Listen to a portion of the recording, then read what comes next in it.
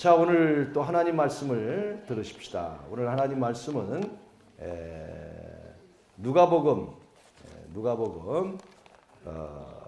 15장, 누가복음 15장 25절부터 끝절까지 있는 말씀을 봉독해 드리겠습니다. 25절부터 제가 읽어 드릴게요. 맏아들은 밭에 있다가 돌아와 집에 가까이 왔을 때에 풍악과 춤추는 소리를 듣고 한 종을 불러 이 무슨 일인가 물은데 대답하되 당신의 동생이 돌아왔음에 당신의 아버지가 건강한 그를 다시 맞이드리게 됨으로 인하여 살찐 송아지를 잡았나이다 하니 그가 노하여 들어가고자 하지 아니하거늘 아버지가 나와서 권한대 아버지께 대답하여 이르되 내가 여러 해 아버지를 섬겨 명을 어김이 없거늘 내게는 염소 새끼도 주어 나와 내 벗으로 즐겁게 하신 일이 없더니 아버지의 살림을 창녀들과 함께 삼켜버린 이 아들이 돌아오매 이를 위하여 살찐 송아지를 잡으셨나이다. 아버지가 이르되 너는 항상 나와 함께 있으니 내 것이 다 내 것이로되 이 내 동생은 죽었다가 살아났으며 내가 잃었다가 얻었기로 우리가 즐거워하고 기뻐하는 것이 마땅하다 하니라. 아멘. 오늘 제목은요. 한번 따라하세요. 집 안의 탕자. 벌써 교회 오래 다니다 보면 집안의 탕자 맏아들 그렇게 생각하고 잠잘 준비를 하시는 분이 계실 수 있어요. 사실은 제가 좀 지난주에도 5처녀의 비유 다 아는 비유들이잖아요. 그래서 좀 다른 각도에서 이 말씀을 좀 드리려고 준비하고 기도하고 하는 가운데 오늘 우리가 일반적으로 탕자 그러면 돌아온 탕자의 이야기잖아요. 그리고 이제는 이제 많이 시대가 좀 흘러서 집안의 탕자도 맏아들이라는 것 여러분이 웬만하면 벌써 기억하고 계실 겁니다. 탕자라는 말이 뭡니까? 그 탕자라는 말은 방탕한 자식이다. 그런 뜻이죠. 방탕한 자식. 그래서 이 탕자의 비유의 이야기를 들어보면 아버지에게 재산을 달라고 그래서 그 재산을 가지고 나가서 참 방탕한 생활을 하다가 아버지께로 돌아가야 되겠다 생각을 하고 아버지께 돌아가지요. 그때 아버지가 참 상고가 먼데 그 아들을 맞이하는 장면이 누가복음 15장의 탕자의 비유의 가장 첫 번째 이야기일 겁니다. 그래서 우리는 돌아온 탕자의 비유로 제일 먼저 알고 있지만 돌아온 탕자의 입장에서 오늘 본문을 보기보다는 오늘 그 맏아들의 입장에서 저는 제목은 집 안의 탕자라고 그랬지만 고민을 많이 했어요. 제2의 탕자. 제2의 탕자. 왜냐면 맏아들, 집안의 탕자 그러면 여러분이 금세 캐치해가지고 설교도 안 들을까봐 제목을 좀 어떻게 하면 좀 할까. 그래서 제2의 탕자 또는 이런 생각을 해봤어요. 그러면서 은혜를 받았어요. 나도 탕자는 아닌가. 그런 제목을 생각해요. 여기에 계신 여러분들 가운데 내가 탕자라고 생각하는 분들은 거의 안 계실 거예요. 그런데 저는 이 말씀을 보면서 집 안의 탕자, 나도 탕자는 아닐까 하는 그런 생각을 해보면서 말씀을 접근해 보려고 합니다. 집안의 탕자라고 하는 이 말씀의 비유는 누구를 향해서 하는 말이냐면 맏아들을 향해서 하는 말이죠. 여러분들에게 어떻게 보면 좀 위로의 설교, 그래서 돌아온 탕자와 같이 아버지께로 돌아가자, 아버지가 품어주신다, 사랑한다 이런 말씀을 더 좀 많이 드려야 되는데 연말이 되다 보니까 또 우리 신앙이 좀 더 깨어있는 신앙이 되기 위해서 제가 지난주에도 슬기로운 5처녀에 대한 이야기를 하면서 여러분 정말 슬기롭게 사십시오. 그러면 더 좋으련만 어찌하여 목사님은 어리석은 그 5처녀의 비극이라는 얘기를 통해서 왜 우리를 가슴을 아프게 합니까? 라고 생각하는 분도 계실 거고 오늘 말씀과 같이 탕자의 얘기보다는 이 제가 맏아들의 집안의 탕자라고 하는 건 사실 우리를 두고 하는 얘기이기 때문에 어쩌면 책망의 설교일지도 모르겠습니다. 그러나 결코 책망은 아니고요. 저는 이 말씀을 통해서 나도 탕자는 아닐까. 다시 우리 자신을 돌아보면서 좋은 신앙의 자녀가 될 수 있는 귀한 말씀이 은혜가 있기를 주의 이름으로 축원합니다. 사실 이 집안의 탕자라는 말의 제목은 누구를 두고 한 말이냐면 맏아들을 두고 한 얘기거든요. 이 맏아들은 어땠습니까? 한 번도 집을 나간 적이 없는 사람이에요. 이 맏아들은 아버지 말씀에 어떻게 하면 순종하며 살까 한 사람이에요. 근데 왜 탕자라고 제가 사용했냐는 거죠. 이 맏아들을 보면요. 오늘 그 본문 속에 보면 많은 대화도 안 나오고 짤막하게 나오는 이 대화 속에서 왜 맏아들이 집안의 탕자일까? 한 번도 아버지를 어쩌면 속삭이지 않은 것 같은데 왜 그가 탕자일까 하는 생각을 우리가 해보는데 이유는 뭐냐면 오늘 본문 15장 1절에 보면 세리와 죄인들이 있는데 바리새인과 서기관들이 그들을 향해 비난하는 이 과정 속에서 예수님이 이 비유를 얘기하신 거예요.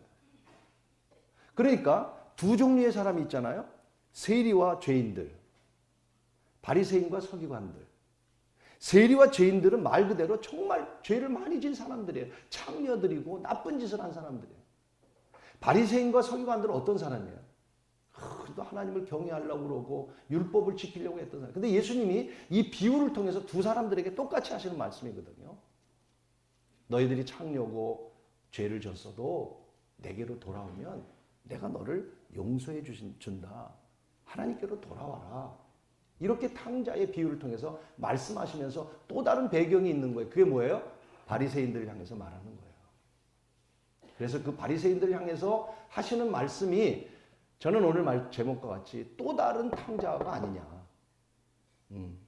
집 안의 탕자가 아닐까. 이런 생각을 해보면서 오늘 이 자리에 여러분 여기에 같이 예배를 드리는 저와 여러분은 결코 여러분 우리 그래도 믿음은 우리가 부족하고 또 죄 가운데 살지만 그래도 하나님의 뜻대로 살려고 하고 11조도 하고 주일도 지키려고 하고 열심히 봉사도 하려고 하는 사람들이니까 결코 집 나간 탕자는 아니지만 오늘 우리 모두가 어쩌면 집 안에 있는 맏아들과 같은 사람인데 이 맏아들의 모습을 보면서 다시 한번 나는 어떤 사람인가? 혹 집안의 탕자와 같은 마음을 갖고 신앙생활을 하고 있다면 다시 우리 깨닫고 정말 결론은 이겁니다. 한번 따라할까요? 결론은 이겁니다. 아버지를 사랑하고 나만 손이 있는 게 아니라 여러분도 손이 있습니다. 아버지를 사랑하고 정말이에요. 그 하나님 아버지를 사랑하고 다시 한번 아버지를 사랑하고 아버지의 마음을 아는 자녀가 됩시다. 아멘. 정말 여러분 아버지를 사랑하는 마음으로 시작해야 되고요. 그 아버지의 마음을 알고 우리는 신앙생활. 오늘 이 맏아들은 한 번도 집을 나간 적이 없습니다. 열심히 일했습니다. 그날도 열심히 일하고 집에 돌아왔더니 이게 무슨 얘기입니까? 오늘 본문에 보니까 풍악이 울리고 나 잔치가 자기도 모르는 잔치가 벌어진 거예요. 그래서 하인을 불러가지고 물어봐. 얘 뭔 일이야? 주인님, 당신의 동생이 돌아왔어요. 그래서 당신의 아버지가 너무 기뻐서 지금 잔치를 베풀고 살찐 송아지를 잡아서 잔치를 베풀고 있어요. 여러분, 형으로서 어떤 마음을 가져야 됩니까? 그런데 오늘 이 맏아들은 왜 집안의 탕자라고 말씀하냐면 그 얘기를 들으니까 너무 기분이 나빠. 너무 화가 나. 나한테는 살찐 송아지 살찐 양 한 마리도 잡아준 적이 없는 아버지. 정말 아버지를 사랑하는 마음으로 살았을까요? 정말 아버지의 마음을 알았을까요? 그래서 쭝얼쭝얼거리면서 왜 탕자라고 제가 얘기를 했냐면 몇 절을 통해서 탕자라고 생각이 들었냐면 28절을 보실래요? 28절. 저는 그래서 탕자라고 생각해요. 그가 28절 읽어볼까요? 그건 누구냐면 맏아들이에요. 맏아들이 노하여 화가 나서 어떻게 했어요? 들어가고자 하지 아니하고. 어디를 안 들어가는가? 잔치집에 안 들어가. 자기 집에 안 들어가요. 탕자는 뭐라 그래? 누가 탕자예요? 집 떠나서 방탕한 생활하는 게 탕자잖아요. 그런데 이 오늘 맏아들을 보니까 여러분 집 멀리 나가야만 탕자예요? 집이 있는데도 안 들어오면 탕자지. 오늘 여러분이 집 안에서, 신앙 안에서, 예수 안에서, 교회 안에서 우리가 열심히 신앙생활했지만 왠지 들어가고 싶지 않아. 지금 안에 있는 것 같은데 우리는 사실 집 밖에 있어. 하나님에 대해서도 원망하고 사람에 대해서도 원망하고 교회에 대해서도 원망하고 뭔가 신앙이 집 안에 있지 않아. 여러분 멀리 나간 둘째만 탕자가 아니잖아요. 오늘 우리 집 안에 있다 할지라도 오늘 우리가 이 맏아들의 마음을 갖고 있다면 나도 탕자고 아무리 목사여도 내가 탕자고 여러분이 아무리 신앙생활하는 것 같아도 우리가 이 본문을 통해서 맏아들의 마음을 통해서 나도 탕자는 아닐까 생각해 보자는 것이죠. 첫째로 맏아들의 모습을 보면서요. 29절에 이렇게 합니다. 29절에 두 가지가 있는데 첫 번째가 뭐냐면 29절에 같이 읽어볼게요. 아버지께 대답하여 이르되 내가 여러 해 아버지를 섬기며 명을 어긴 일이 없거든. 자 이렇게 얘기하면 첫째로 내가 여러 해 동안 그거는 뭐예요? 둘째가 탕자가 나가고 난 이후에 한 번도 나는 아버지의 명령을 어긴 적이 없거늘 그런 얘기. 다시 바꿔 말하면 저 지금 돌아온 자식은 아버지를 떠난 사람이잖아. 저 사람은 죄인이잖아. 심지어는 뭐라고 얘기합니까? 30절에 이렇게 얘기합니다. 아버지의 살림을 창녀들과 함께 삼켜버렸다. 지금 자기 자신을 나타내면서 그 돌아온 자기 동생을 향해서 창녀들과 살림을 다 여러분 물어볼게요. 맏아들이 언제 자기 동생이 창녀들하고 노는 거 봤나요? 보지도 않았어요. 근데 자기 생각에 정죄해버리는 거예요. 재산 다 갖다 버리고 창녀들과 노는 사람이고 나는 그렇지 않아요. 아버지를 위해서 한 번도 나 아버지 어긴 적 없어요. 여러분 자기의 의를 내세우고 남을 정죄하고 내가 죄인이라는 사실을 깨닫지 못하고 여러분이 신앙생활 한다면 나의 의만 내세운다면 오늘 우리는 어쩌면 집안에 있는 탕자와 다를 바가 없다고 저는 생각합니다. 그런데 오늘 우리가 살아가면서 그런 모습으로 살아갈 때가 얼마나 많고 오늘 우리 신앙생활 하면서 교회 안에서 그런 의를 내세울 때가 얼마나 우리가 많은지 알 수가 없어요. 자 여러분 요한복음 8장에 가늠한 여인의 이야기를 비유로 잠깐 말씀드려볼게요. 현장에서 가늠하다 잡혔어요. 그 당시 율법에 의하면 현장에서 잡힌 사람은 돌로 쳐 죽이게 돼 있어요. 그래서 예수님께 끌고 왔어요. 그리고 바리새인들이 묻습니다. 이 여인을 돌로 쳐 죽일까요? 죽여야 되지요? 근데 주님이 이렇게 말씀합니다. 너희 가운데 죄 없는 자가 돌을 들어 먼저 쳐라. 그리고 바닥에 앉으셔서 글을 쓰시고 나니까 이 여인이 현장에서 잡힌 죄인이라는 사실도 알고 죄인이라는 사실을 알고 그리고 자기들은 의롭다고 생각한 바리새인들이 하나 둘씩 떠나가는 거예요. 왜 떠나갔을까요? 성경이 이렇게 말합니다. 뭐라고 말씀하냐면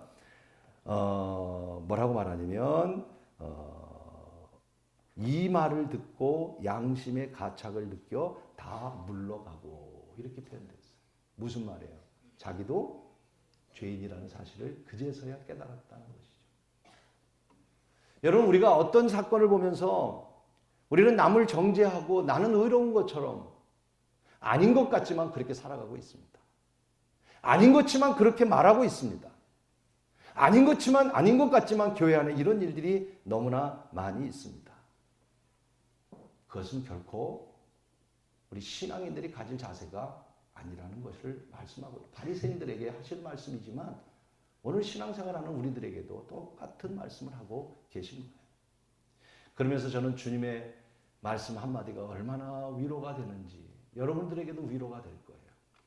뭐라고 말씀하시냐면 그 사건을 마무리하면서 이렇게 말씀하세요. 다 그들이 떠나고 난 다음에 그 가늠한 여인과 예수님 혼자 있는데 그 예수님께서 이렇게 말씀하세요. 나도 너를 정죄하지 않을게. 다시는 죄를 짓지 마. 여러분, 하나님의 아들 예수 그리스도도 그 장녀와 같은 여인들을 향해서 나도 정죄하지 않는다고 하는데 왜 정죄하실까요? 탕자 가운데도 탕자입니다. 진짜 죄인 가운데 죄인입니다. 아버지도 나도 너를 정죄하지 않을게. 주님의 마음을 하시기를 바랍니다. 주님이 죄를 인정했다는 말이 아니에요. 다시는 죄를 짓지 마라. 죄는 나쁘지만 죄인은 사랑하신다는 주님의 마음. 오늘 이 시간 우리 안에 있는 죄는 하나님이 기뻐하지 않지만 여러분 한 사람 한 사람을 주님은 사랑하시는 줄로 믿습니다. 이렇게 주님이 우리를 사랑하고 주님은 우리조차도 죄인이라고 정죄하지 않는데 우리는 작은 것 가지고 그래서 성경이 이렇게 말하죠. 마태복음 7장 3절에 말씀합니다. 제가 읽었으면 좋겠어요. 어찌하여 형제의 눈 속에 있는 티는 보고 네 눈 속에 있는 들보는 깨닫지 못하느냐. 그렇잖아요. 내 눈 안에는 눈탱이만한 죄가 있는데도 우리는 남의 눈 속에 있는 작은 티 하나 보고 그 티를 가지고 얘기할 때 형제의 잘못은 커 보이는데 내 잘못은 보이지 않고 남의 약점은 잘 보이는데 내 약점은 보이지 않는 그런 마음을 갖고 우리가 신앙생활 한다면 그것은 바로 집 안에 있는 맏아들 바리새인과 같은 제2의 탕자가 된다는 말씀이죠. 우리 요새 아주 잘 쓰는 말 있죠. 내로 남불이라는 말 아마 노인들도 무슨 뜻인지 다 아실 거예요. 난 처음에 무슨 말인지 몰랐어.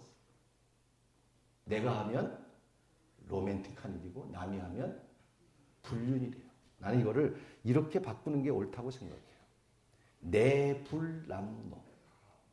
내가 하는 것은 작은 일도 불륜이라고 생각하고 죄를 짓지 않으려고 노력해요. 내가 하는 일은. 그리고 남이 하는 일은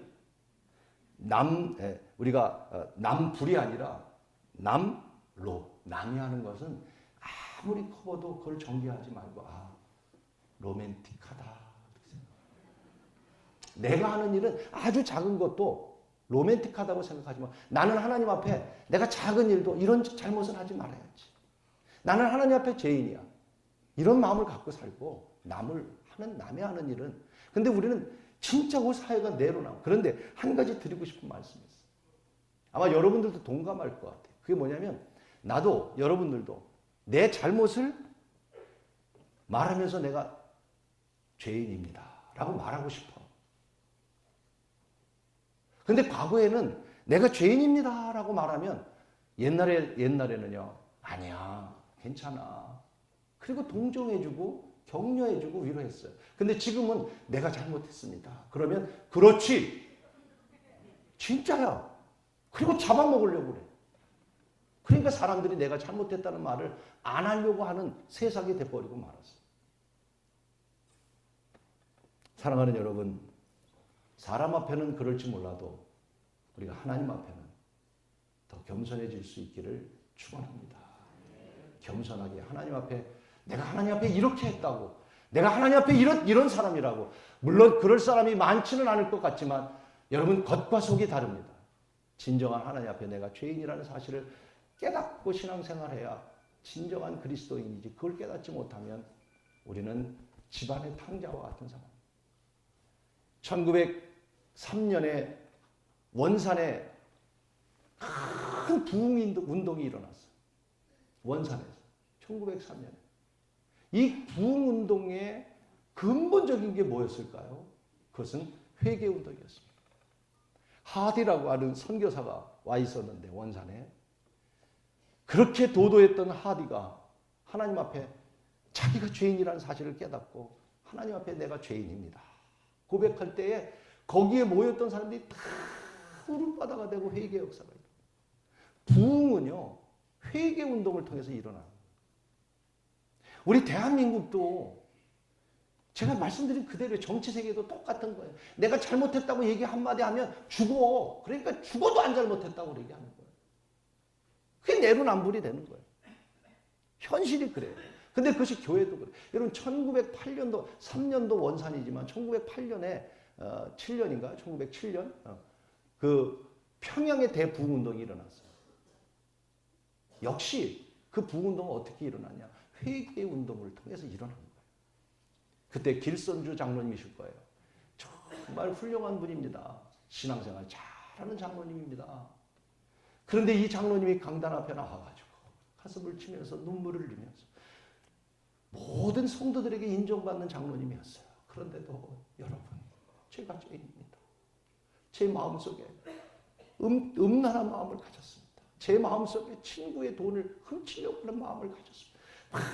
그가 회개하니까 수많은 사람들이 울면서 1908년에 평양에 놀라운 부흥이 온다.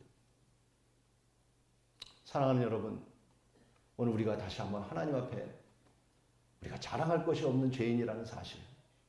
그러나 이 마다들은 내가 아버지를 지금까지 순종해 왔는데 이렇게 말하는 그런 또 남을 정죄하는 그런 어리석은 자가 되지 않고 오늘도 여러분 하나님의 귀한 자녀로서의 삶을 살아가시기를 주의 이름으로 축원하는 것입니다. 두 번째로는 29절의 똑같은 말씀 속에 이렇게 말씀합니다. 여로의 아버지를 명을 어김없이 섬겼거늘. 그러면서 마지막에 이렇게 얘기해. 내게는 염소 새끼도 주어 나와 내 벗으로 즐겁게 하신 일이 있습니까? 참, 이 말씀을 한번 묵상해 보세요.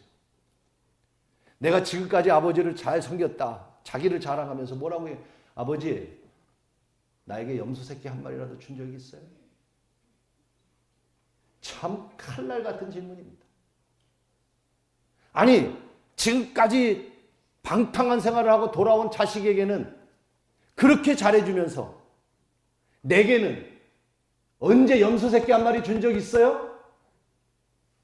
여러분, 이 마다들의 말 속에는요, 그 마다들의 마음을 우리는 읽을 수가 있습니다. 지금까지 일한 이유가 뭔지를 알 수가 있습니다. 왜 이랬을까요? 왜 이렇게 마음이 삐뚤어졌을까요? 오늘도 열심히 일하고 돌아왔죠. 그런데 잔치가 열심히 일했어요. 왜 열심히 일했어요? 이유는 하나예요. 그 이유가 뭡니까? 그 이유는 아버지의 명을 어기지 않은 이유는, 그가 충성한 이유는, 헌신한 이유는 다 위선된 것이었어요. 다시 말하면 아버지를 정말 사랑하기 때문이 아니었어요. 사랑하는 여러분, 주님을 위해서 일할 때 아버지의 사랑을 가지고 일하시길 바랍니다. 사랑하는 마음 때문에 해야 되는 거예요. 저도요, 제가 가만히 생각해 보면 아까 이 마다들이 자기 죄가 없다고 말하고 나에게 언제 염소 새끼 한 마리 잡아본 적 있냐고 이렇게 말하는 게 저도 이렇게 저의 삶에 적용해 보니까요. 저는 지금까지 60이 다 됐지만 저도 이제 60이라는 말을 할 수 있는 나이가 됐어요. 저는 어렸을 때부터 부모님에게 그렇게 잘못한 거 별로 없다고 저도 생각해요. 미국 생활 17년 하면서도 부모님께 손 한 번 제가 그렇게 벌려본 적 없는 사람이에요.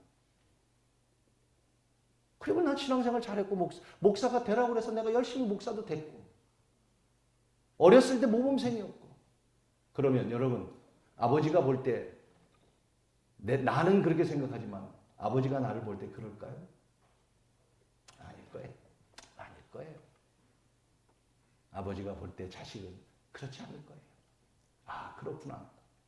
그런데 이 마다들은 자기를 자랑하면서 나에게 언제 염소 새끼 한 마리라도 잡아준 적이 있냐고. 그 마음의 흑심은 뭐냐면 저 재산은 내 거야.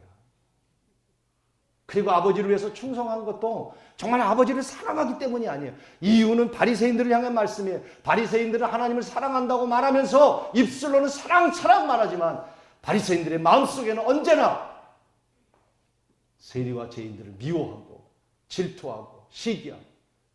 오늘 우리가 신앙생활하면서 교회 안에서 신앙생활하면서도 여러분 남이 잘 되는 거 보면 기쁘세요? 진짜 기쁠까요? 어떤 분이 교회 안에서 오늘 저 직분을 세웁니다. 장로가 돼요. 아우, 저게 장로가 돼? 그런 분이 있으면 하세요. 야단을 치기 위한 것이 아니에요. 오늘 우리는요, 물론 서로 부족한 것이 많이 있지만 오늘 정말 우리가 어떤 일을 하든지 하나님을 사랑하는 마음 때문에 해야 돼. 마가복음에 보면 고르반이라는 말이 있어요. 고르반. 따라해 볼까요? 고르반. 그게 뭐냐면 한번 찾아볼게요. 마가복음 7장 11절 한번 펴보세요. 7장 11절에 보면 같이 읽어볼게요. 너희는 이르되 사람이 아버지에게나 어머니에게 말하기를 내가 드려 유익할 것이 고르반 곧 하나님께 드림이 되었다 하기만 하면 그만이라고. 자, 켜두세요. 가만히 놔둬보세요. 아버지나 어머니에게 말하기를 내가 아버지와 어머니에게 뭘 이렇게 드려야 되는데 드릴 게 없어서가 아니라 안 드리려고 어떻게 말하냐면 부모님에게 이걸 드리면서 부모님 이건 고르반이에요 이렇게 말하는 거예요. 그 말은 뭐냐면 이거는요 하나님께 드린 거예요. 그럼 부모들이 오 하나님께 드린 거야? 그러면 내게 안 줘도 돼. 그리고 부모가 안 받는 거예요. 그런데 자녀들이 고르반이라는 말을 하면서 부모에게 안 드리고 하나님께 드렸다는 말을 하면서 다 빼먹는 거예요. 그래서 야단치고 있는 장면이 이 장면이에요. 여러분 이 말씀을 가만히 생각해 보시자고요. 오늘 우리가 하나님 안에서 신앙생활하고 교회 안에서 신앙생활하지만 뭔가 하나님께 뭐를 했다고 말하지만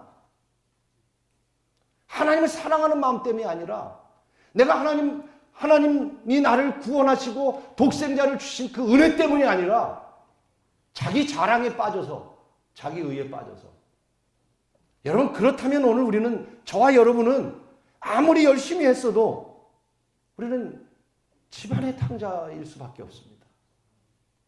결코 물론 하나님의 일을 할 때 저는 기도합니다.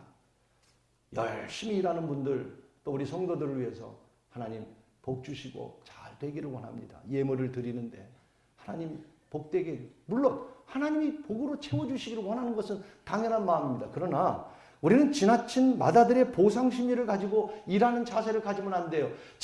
지금까지 있었던 일을 가만히 보니까 내게 염소 새끼 한 마리 안 잡아줬다고 하는 이 말 속에는 아버지에 대한 불만이 가득 차 있는 거예요. 내가 일한 이유가 뭔지 아십니까? 당신이 아버지 때문이 아닙니다. 아버지를 사랑하기 때문이 아닙니다.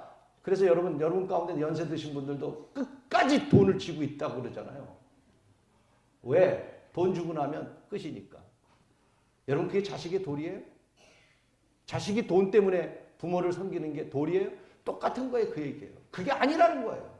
하나님을 섬기는 것도 마찬가지라는 거예요. 여러분이 하나님을 섬기는 것은 정말 하나님을 사랑하는 마음을 가지고 섬겨야 진정한 섬김이지 그것 없이 마다들의 마음을 가지고 섬긴다면 그것은 탕자와 같다. 그런 말씀이죠. 사랑하는 여러분 권면합니다. 우리 올바른 신앙의 자세를 가지고 마다들과 같은 마음이 아닌 주님을 사랑하는 마음을 가지고 여러분에게 주어진 사명을 감당할 수 있기를 축복합니다.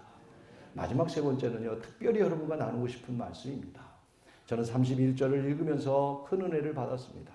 우리 31절 같이 읽겠습니다. 아버지가 이르되 예 너는 항상 나와 함께 있으니 내 것이 다 내 것이로다. 여러분 이 아버지가 이 마다들이 집에 안 들어오려고 하니까 안 들어오니까 아버지가 찾아간 거예요. 예? 안 들어오니까. 오늘 여러분 마음이 주님을 떠났다면 주님이 찾아갈 것입니다. 그리고 마다들을 찾아가서 하는 얘기예요. 예, 아버지가 하는 말이야. 무슨 소리야? 왜 안 들어와? 너 왜 탕자짓을 하려고 그래? 너와 너 항상 함께 있었잖아. 그거 내 것이다, 내 거야. 마지막은 뭐냐면요. 정말 나누고 싶은 얘기예요. 따라하십시다. 아버지 마음을 압시다. 다시 한번 따라하세요. 아버지를 사랑하고 아버지 마음을 압시다. 제가 전자에 드렸던 말씀이에요. 정말이에요. 주님의 마음을 알고 주님을 사랑하고 주님의 마음을 알고 일할 수 있는 여러분이 되기를 축복합니다. 주님의 마음이 어떤 마음인지 아시잖아요. 예, 무슨 얘기야? 내가 너하고 항상 함께 있었잖아. 이거 다 내 거야. 무슨 소리야? 너 왜 내 마음을 몰라? 여러분, 왜 주님의 마음을 모르냐는 얘기예요. 이 아버지는요, 탕자가 나갔을 때는, 둘째가 나갔을 때는 편한 날이 없었어요. 그래서 매일 문 앞에서 기다렸던 거예요. 아버지 마음이 그런 마음이에요. 우리 성도들 가운데도 자녀를 먼저 일찍 잃은 그런 부모님들 계시죠. 여러분, 그를 묻는다고 되나요? 잊는다고 되나요? 이 아버지도 마찬가지예요. 이게 아버지 마음이에요. 여러분이 방탕한 생활을 하던, 여러분이 멀리 떠나던 아버지 마음은 늘 문 앞에 나와서 기다리는 그 아버지 마음. 그런데 맏아들이 그 아버지 마음을 모르는 거예요. 진짜 아버지 마음을 알았다면 아버지가 둘째가 돌아와서 잔치를 베풀면, 오, 그래? 동생이 왔어? 정말 형제였다면, 그래? 내 동생이 왔구나. 그런데 뭐라고 그럽니까? 그 아버지 재산 다 탕진해버린 그 새끼, 그 새끼는 없지만 그런 말일 거예요. 그 새끼가 와가지고 내 것 또 뺏어가는 거 아니야? 여러분, 우리 가운데 그런 마음 안 갖고 있습니까?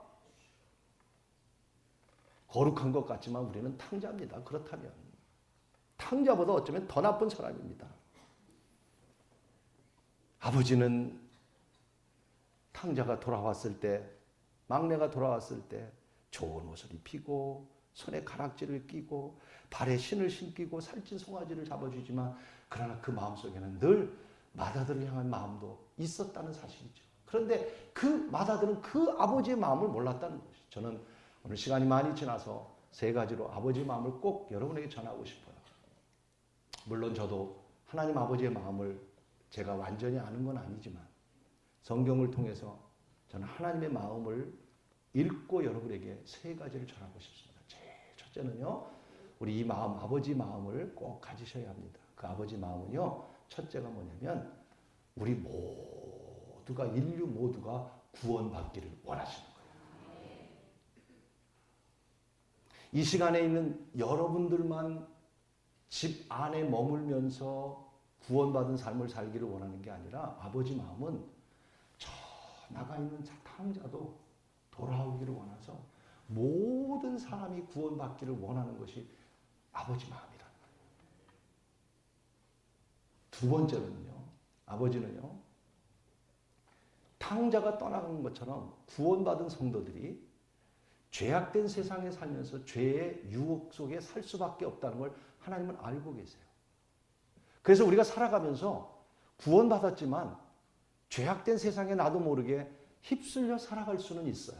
그러나 두 번째 마음을 아버지 마음을 기억하세요. 아버지의 마음은 돌아오기를 원하고 계세요. 오늘 본문에 보니까, 본문 전에 보니까 상고가 먼데 달려가서 그 탕자를 껴안고 목을 껴안고 울며, 아버지는 오늘도 여러분, 오늘 여러분 어디를 향해 가고 있습니까? 아버지와 함께 맏아들로서 집 안에 살고 있지만 여러분, 아버지 마음을 알지 못하니까 내게 염소 새끼 한 마리 안 잡아줬다고 함께 살고 있지만 방향은 다른 방향으로 가고 있는 거예요. 다른 마음을 갖고 있는 거예요. 오늘 여러분 정말 신앙생활하면서 우리 방향이 하나님께로 향하고 있어요? 다시 하나님은 하나님께로 어서 돌아와. 이번 성탄을 통해서 다시 우리가 주님께로, 주님의 마음은 내게로 돌아오라고, 수고하고 무거운 자라 짐이 있어 내게로 와, 어려워 내게로 와. 이사야 55장 1절도 말씀합니다. 3절도 말합니다. 내게 오라는 거예요. 내게 돌아와 들으라. 이사야 55장 3절 말씀 제가 봉독해 드릴게요. 이사야 55장 3절에 이렇게 말합니다. 너희는 귀를 기울이고 내게로 나와 들으라. 그리하면 너의 영혼이 살리라. 내가 너희를 위하여 영원한 언약을 맺으리니 곧 다윗에게 허락한 확실한 은혜니라. 하나님께로 돌아가시길 바랍니다. 이게 주님의 마음이에요. 그러면 주님은 우리에게 은혜를 주시고 주님이 우리에게 베푸신다고 하신 그런 말씀을 갖고 있는 마지막 세 번째입니다. 주님의 마음입니다. 첫째는 모두 구원받기를 원하고, 둘째는 우리가 죄에서 살 걸 아시고 죄 가운데 사는 우리들이 돌아오기를 원하시는 마음이고, 세 번째는요, 우리 따라하십시다. 한 영혼을 온 천하보다 귀하게 여기십니다. 그런 마음을 갖고 산다면요, 여러분 역사함을 바라보세요. 그 영혼이 귀중한 거예요.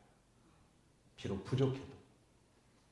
여러분, 예수를 믿지 않아도 한 영혼이 귀중한 거예요. 주님의 마음은 그거예요. 그래서 오늘 15장의 앞절에 보면 똑같은 비유가 있습니다. 99마리의 양을 들에다 두고 한 마리를 찾아 나가시는 주님의 마음. 그 주님이 어떤 마음이신지 아십니까? 그 한 마리를 찾고 난 다음에 어깨에 메고 돌아오며 들어와 잔치를 베풀었다고 말씀하고 있습니다. 99마리가 미워서예요? 싫어서예요? 아니에요. 오늘 맏아들이 싫어서예요? 아니에요. 주님은요, 한 영혼을 얼마나 사랑하는지. 오늘도 여러분, 우리는 이 주님의 마음을 갖고 영혼을 사랑하는 마음을 가지시기를 바랍니다. 여러분, 가족 가운데 구원받지 못한 성도들이 얼마나 많습니까? 내 자녀들 가운데 방황하는 자녀들, 내 가족 안에. 그래서 우리가 이 연말이 가기 전에 열심히 전도하고, 아니 연말이 지난다 할지라도 또 우리는 늘 깨워서 영혼 구원에 힘쓰는 교회가 되어야 되고, 영혼을 사랑하는 마음을 가지고 여러분이 믿음을 통해서 그 영혼들을 살리는, 우리 다음 주일뿐만 아니라 성탄절, 송구영신 예배 이런 행사를 통해서 사람이 오는 것도 중요하지만 영혼을 사랑하는 마음을 가지고 우리가 다시 한번 주님의 마음을 품고 주님을 사랑하는 마음을 가지고, 사랑하는 여러분, 오늘 집 안에 거하는 거룩한 하나님의 백성으로서 탕자가 되지 않도록 더욱더 우리가 함께 힘쓰고 이 한 해를 잘 마무리할 수 있는 여러분 모두가 되기를 주의 이름으로 축복합니다.